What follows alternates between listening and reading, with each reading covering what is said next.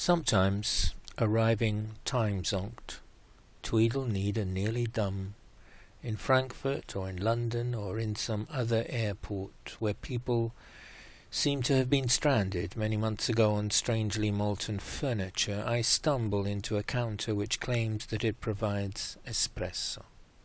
As I go grimly inching up the north face of my jet lag, I pay for one, and then I grimace through the blizzard in my head for 200 or 300 seconds until I come upon a patch of clearish mindedness, from where I see them frown and fumbling with the filter basket and realize my coffee is beyond the rocks, beyond the trees, beyond the hairpin bends, beyond the chiming of regret among those rainy clouds still miles along the path to the slippery future.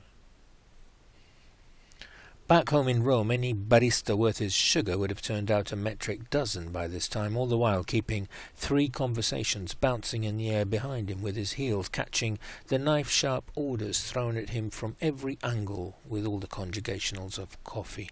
Long, short, in a glass, with a shot of aniseed or grappa, stained cold, stained hot, or cappuccino, frothy, dark, light, boiling hot, or hot but not too warm, please.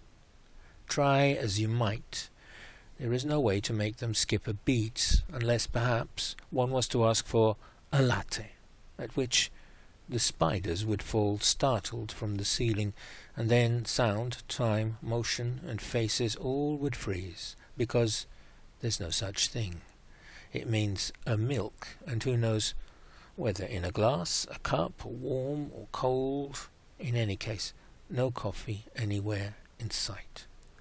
But then life would resume, and they'd go back to whooshing blasts of caff and tossing spoons and cups and saucers into the sink and stirring frenziedly, making the clutter brattle, crash and clatter. I don't know why this must be done, but never mind. They're marvels of coordination. If we could think up how to make a spacecraft based on percolation, each one of them would be an astronaut.